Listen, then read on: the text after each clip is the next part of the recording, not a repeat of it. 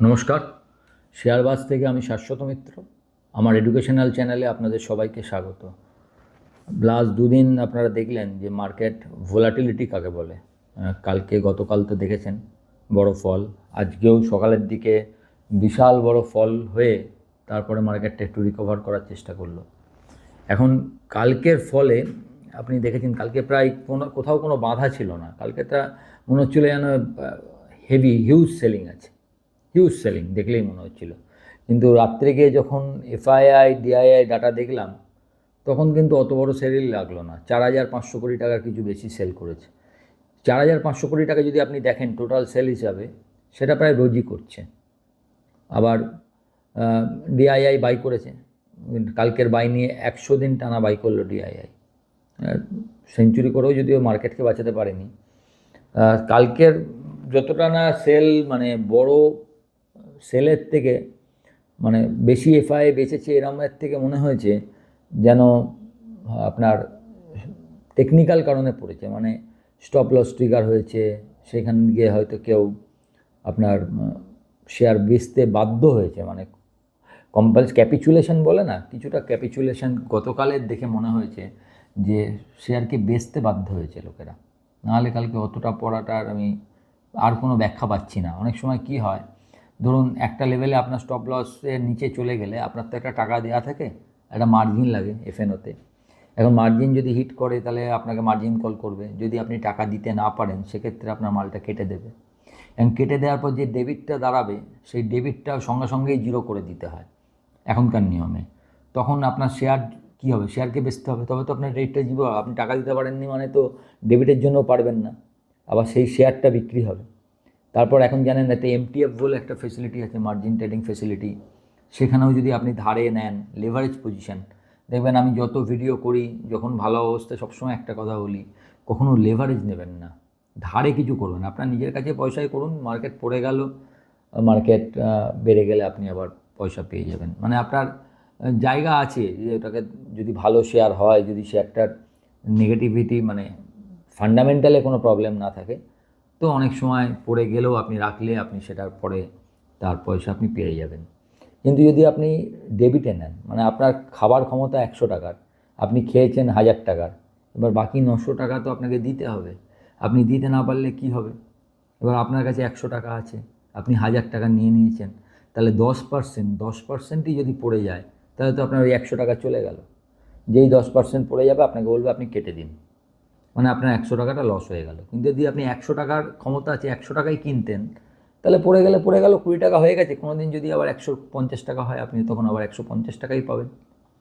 তো এই কারণে এইরম টাইমে দেখুন, যত ভোলাটিলিটি হয় না, তত দেখবেন, আমি সকালবেলা ওই জন্যে আজকে লিখলাম, আপনারা যারা মর্নিং নোট চান বা পড়েন, তাতে আমি একটা কথা লিখলাম যে এই মার্কেট ভোলাটিলিটি দেখলে প্রত্যেকের মনে হয় কি ভোলাটাইল, এই নিচে ধরতাম আর ওপরে পেতাম, হেভি পয়সা হতো।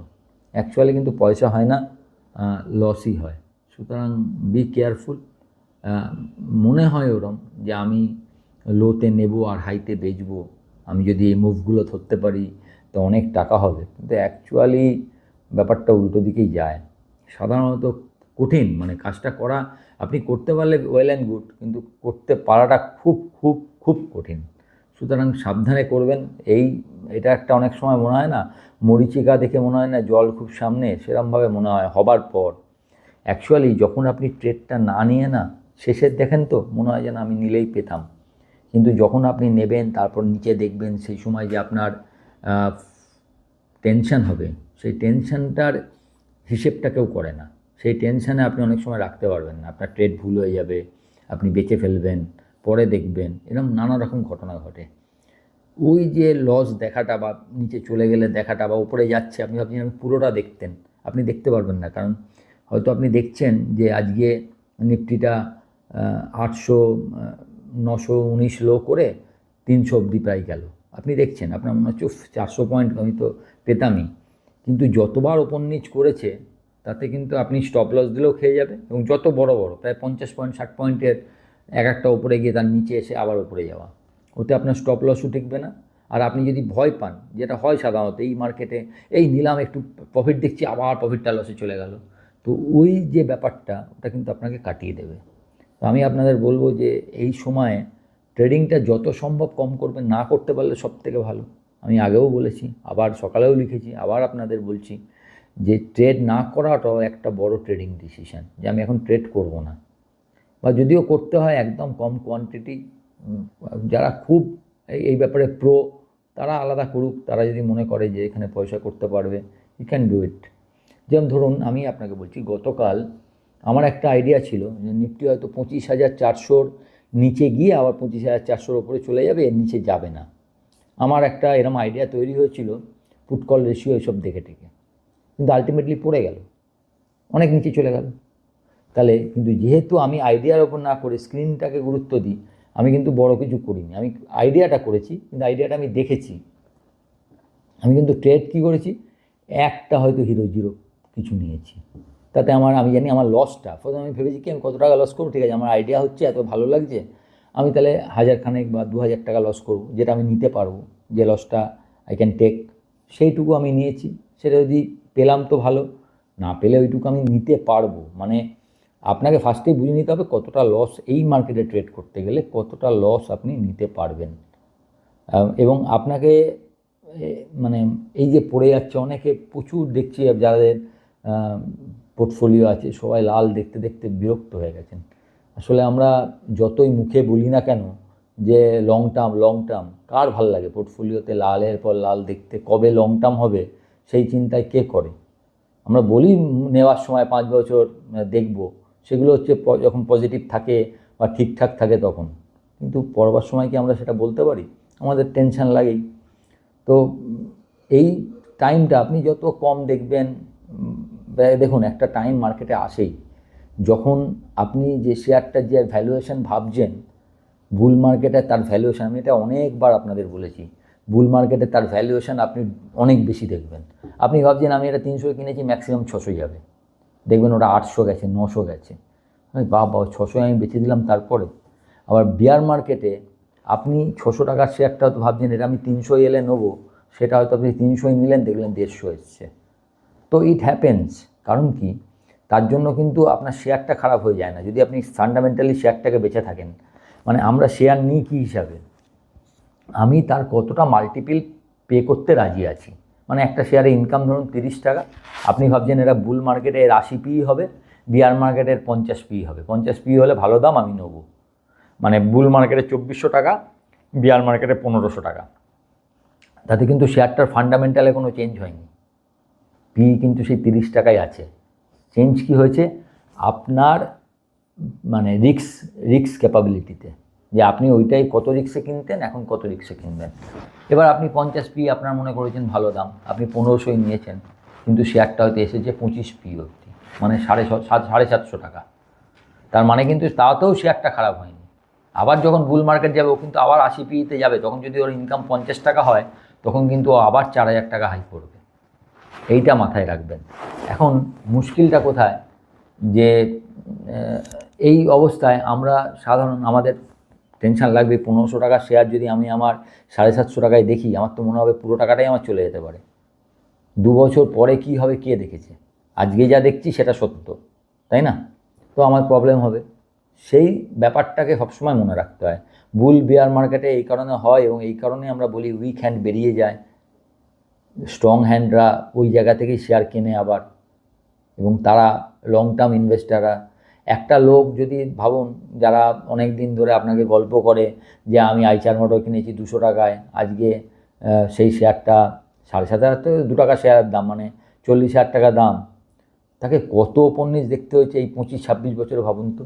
সে 2008 দেখেছে, 2020 দেখেছে, এছাড়াও আরও ছোটোখাটো অনেক 20% কারেকশান দেখেছে, তবে সে আজকের এই দামটা দেখতে পাচ্ছে 25 বছর পর। সুতরাং মানে আমার বলার কথা কি, এরপরও মার্কেট পড়বে, এরপরেও আবার বুল মার্কেট আসবে, তারপরে আবার বিয়ার মার্কেট আসবে, বাট যে রাখতে পারবে আলটিমেটলি সে পয়সা করবে। এটা হয়তো হতে পারে ফর দ্য টাইম বিং, তার মনে হবে যে আমার সব টাকা চলে যাচ্ছে, এই হচ্ছে, এটা মনে হবে, আমি না বলতে পারবো না, কিন্তু আলটিমেটলি আপনি যদি রাখেন পয়সা করবেন।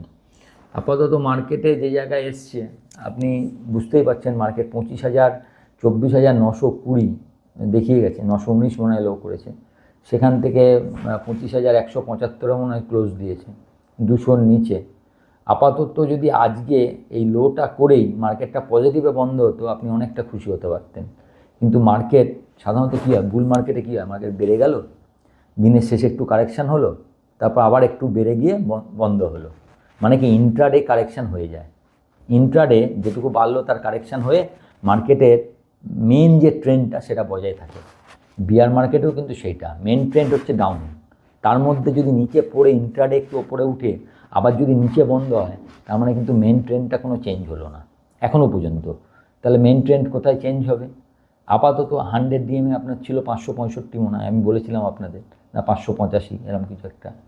তাহলে ওই 100 ডে মুভিং অ্যাভারেজ প্রথম আপনার বাধা, সেইটা পেরিয়ে গেলে সেখান থেকে আমরা সবসময় বলি যে মেন যে রেজিস্ট্যান্স, আপাতত 100 ডে মুভিং অ্যাভারেজটা আপনার মেন রেজিস্ট্যান্স, তার 1%, মানে আরও 250 পয়েন্ট ধরে নিন, মানে মোটামুটি 800-র ওপর যদি মার্কেট আবার বন্ধ হয়, তখন আপনি বুঝবেন যে ট্রেন্ডটা চেঞ্জ হয়ে গেছে। তো যতক্ষণ না এটা হচ্ছে ততক্ষণ আপনাকে আবার লোয়ার জায়গা বেশি বেচেও লাভ নেই, মার্কেট যেখানে পড়েছে এখন। মানে আমি অ্যাডভাইস করব, যদি আপনাদের পক্ষে সম্ভব হয়, এই কদিন মার্কেট জাস্ট ওয়াচ করে যেতে, কিছু না করতে। কারণ এর সামনে বাজেট আছে, ট্রাম্পের আজকে কোর্টের কেসটা মনে হয় আজকে আছে, এছাড়া আজকে ডাভোসে বক্তৃতা আছে ট্রাম্পের, কি বলবে কি করবে আপনিও জানেন না, আমিও জানি না। যেরমভাবে লোকজনকে ডেকে এনে ভেনেজুয়েলা, কানাডা, গ্রিনল্যান্ড সবই আমেরিকার মধ্যে দেখাচ্ছে, তাতে আপনি বুঝতে পারবেন না।